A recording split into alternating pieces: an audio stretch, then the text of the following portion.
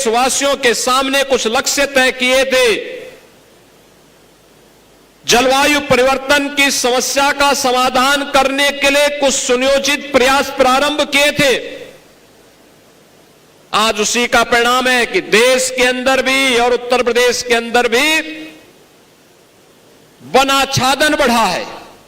5 लाख एकड़ क्षेत्रफल में हमारा वनाच्छादन बढ़ा है, जो उत्तर प्रदेश 2017 के पहले तक 14-15 वर्षों तक लगातार जिसका वनाच्छादन गिरता जा रहा था। वन माफिया, भूमाफिया, खनन माफिया हावी होकर के वनों को काटते थे। उन लोगों को उनका सही ठिकाना लगा करके प्रदेश सरकार ने वनाच्छादन बढ़ाने के जिस अभियान को प्रधानमंत्री मोदी जी ने विजन दिया था, उस विजन के अनुरूप जिस कार्यक्रम को आगे बढ़ाया, आज उसका परिणाम है कि पिछले 8 वर्ष में अकेले उत्तर प्रदेश में हम लोगों ने 204 करोड़ वृक्षारोपण के कार्यक्रम को सफलतापूर्वक संपन्न किया। ये देश के अंदर किसी भी राज्य के द्वारा किए जाने वाले वृक्षारोपण में सर्वाधिक है। और यही कारण है कि देश के अंदर वनाच्छादन बढ़ाने में जिन राज्यों की बड़ी भूमिका है, उत्तर प्रदेश उनमें अग्रणी है, क्योंकि उत्तर प्रदेश ने 5 लाख एकड़ क्षेत्रफल में अतिरिक्त वनाच्छादन करने में सफलता प्राप्त की है। यह धरती माता के प्रति भी और जिस मां के नाम पर हम लोग पेड़ लगा रहे हैं, उनके प्रति भी कृतज्ञता ज्ञापित करने का एक अवसर हम सबके सामने है। याद करिए, 2014 के बाद प्रधानमंत्री मोदी जी ने कार्बन उत्सर्जन को कम करने के लिए कुछ सुनियोजित प्रयास किए। कार्बन उत्सर्जन जो प्रदूषण का कारण है, पर्यावरण के लिए संकट है, मनुष्य आसानी से, जीव जंतु आसानी से उसकी चपेट में आएंगे, लंग्स खराब होंगे, श्वास की बीमारियां बढ़ेंगी। उससे बचाने के लिए उन्होंने हर घर में उज्ज्वला योजना के फ्री के सिलेंडर उपलब्ध करवाए। पहले लकड़ी से, कोयले से या केरोसिन से भोजन बनता था, अब उसके पास रसोई गैस का सिलेंडर है, ग्रीन ईंधन है।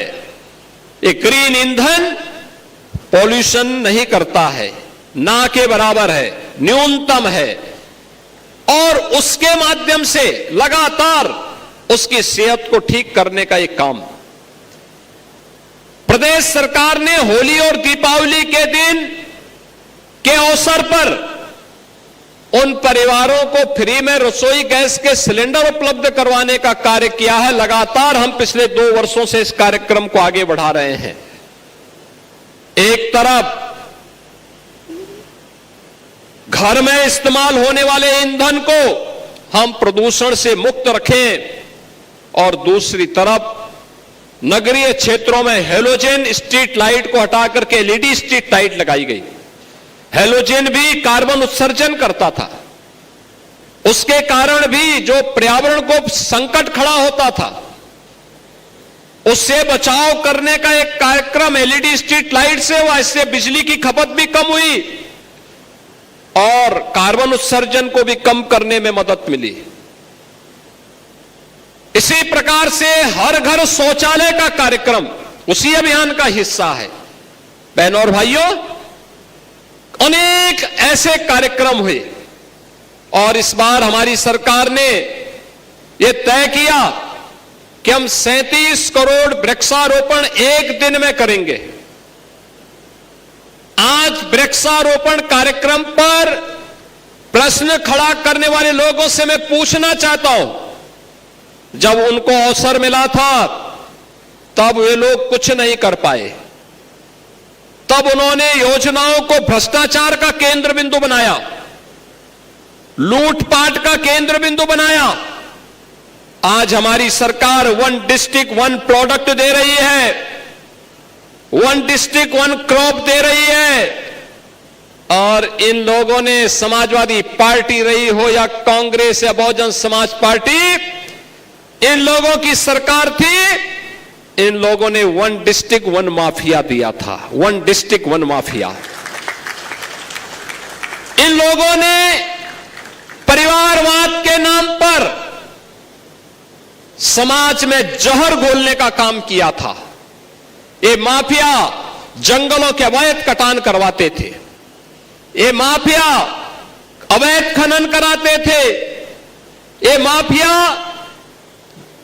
जमीनों पर कब्जा करते थे, ये माफिया अराजकता का तांडव करते थे, गरीबों पर अत्याचार करते थे।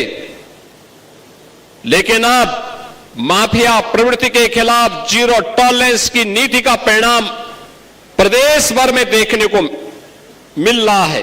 बहनों और भाइयों, आज उसी का परिणाम है। प्रदेश के नौजवानों के सामने अब पहचान का संकट नहीं है। अब प्रदेश का नौजवान देश के अंदर कहीं जाता है, पहले उसे पहचान छुपानी पड़ती थी। अब जब वो उत्तर प्रदेश का नाम बोलता है तो सामने वाले के चेहरे पर एक चमक होती है उत्तर प्रदेश के नाम को सुन करके। ये नई पहचान बनी है। बहनों और भाइयों, लूट के नाम पर किस प्रकार का तांडव था याद करिए। आज पूर्वांचल एक्सप्रेस वे पर अयोध्या के बाद फिर मैंने अयोध्या में इन लोगों ने राम भक्तों पर गोलियां चलाई थी। पूर्वांचल एक्सप्रेस वे के नाम पर, जो पूर्वांचल एक्सप्रेस वे 341 किलोमीटर लंबा, 120 मीटर चौड़ा हम लोगों ने बनाया है। बहनों और भाइयों, इसी पूर्वांचल एक्सप्रेस वे पर पहले समाजवादी पार्टी की सरकार के समय में टेंडर हुए थे।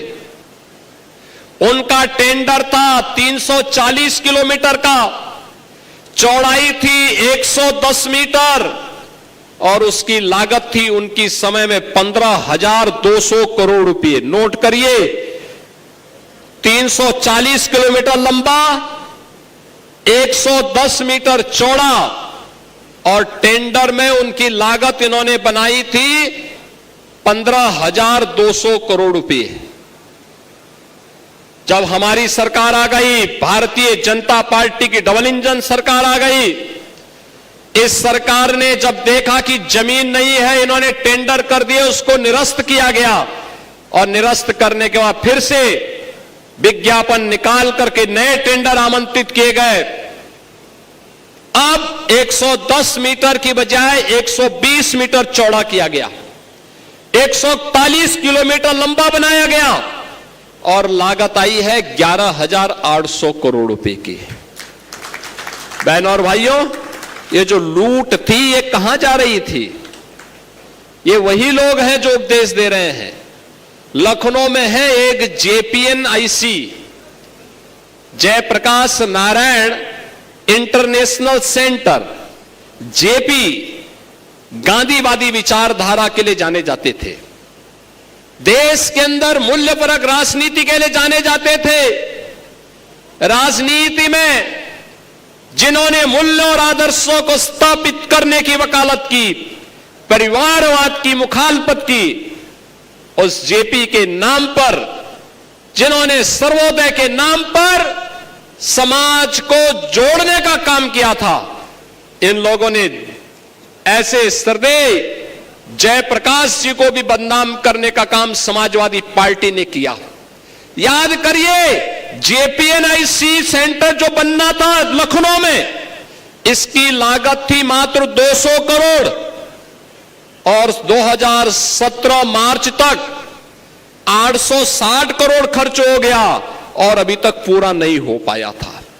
CBI जांच चल रही है और इसीलिए बबुआ इस बात को लेके बौखला गए हैं कि इनके लूट का, इनके भ्रष्टाचार को उजागर करने वाला, याद करिए 200 करोड़ का कोई कार्य 860 करोड़ खर्च हो जाए और तब भी पूरा ना हो, ये लोग नैतिकता की बात करते हैं। ये लोग नैतिकता की बात कर रहे हैं।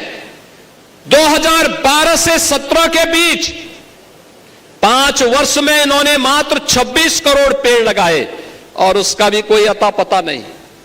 और यहां पर 8 वर्ष में ही 204 करोड़ वृक्षारोपण कराए गए और इसमें भारत सरकार ने भी और प्रदेश सरकार ने कुछ इंटरनेशनल संस्थाओं से भी जब सर्वे कराया 75% से अधिक पेड़ आज भी जीवित हैं। प्रदेश के अंदर वनाच्छादन को बढ़ाने में अपना योगदान दे रहे हैं। प्रदेश को एक नई दिशा देने के लिए ही हम लोगों ने एक पेड़ मां के नाम में इस विस्तृत कार्य योजना को बनाने का एक लक्ष्य निर्धारित किया है। बहनों और भाइयों, इसी क्रम में एक तरफ हम धरती माता के प्रति कृतज्ञता ज्ञापित करें और दूसरी तरफ अन्नदाता किसानों की इनकम को ही बढ़ाने का काम। अन्नदाता किसान 5 वर्ष तक जिस किसान ने अपने खेत के मेड़ पर कोई पेड़ लगाया है 5 वर्ष तक उसको देखते हैं, उसका आंकलन होता है। पेड़ अगर क्रमिक रूप से आगे बढ़ रहा है, सुरक्षित है, 5 वर्ष के बाद रजिस्ट्रेशन के साथ ही उस पेड़ का उस परिवार को $5 प्रति पेड़ के हिसाब से भुगतान किया जा रहा है। याद करिए, एक किसान को अगर 500 रुपए एक पेड़ का मिल जाए लगातार 5 वर्ष तक मिले, तो ये तो जो यहां पे वन मंत्री जी कह रहे थे कि आम के आम और गुठली के भी दाम, वह पेड़ उसी का है, किसान का ही है। पेड़ को जब वो बेचेगा उसी का दाम उनको ही, किसान को ही मिलना है, लेकिन ये अतिरिक्त पैसा भी वन विभाग के सहयोग से उसे प्राप्त होगा।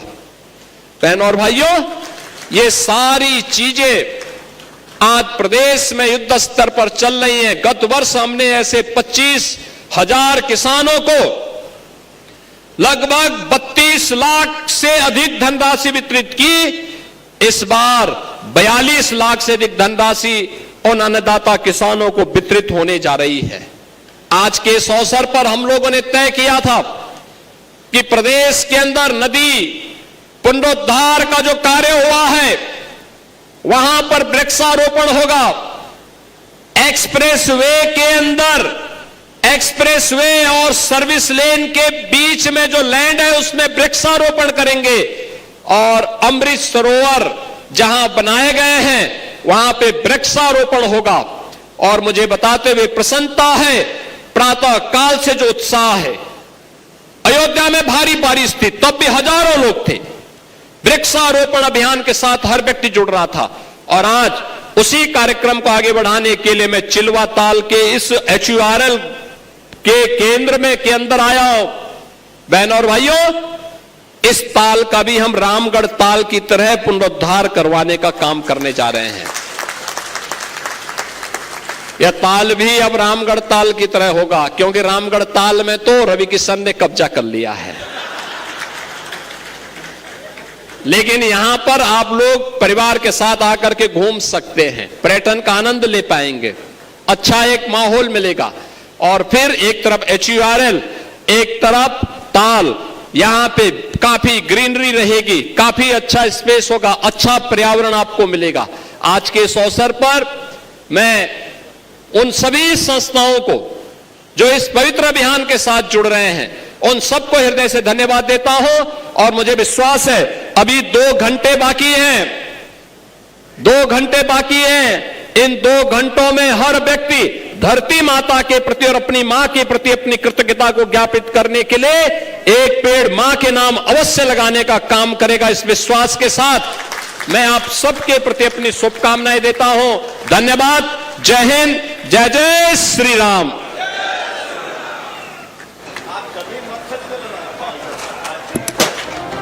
सादर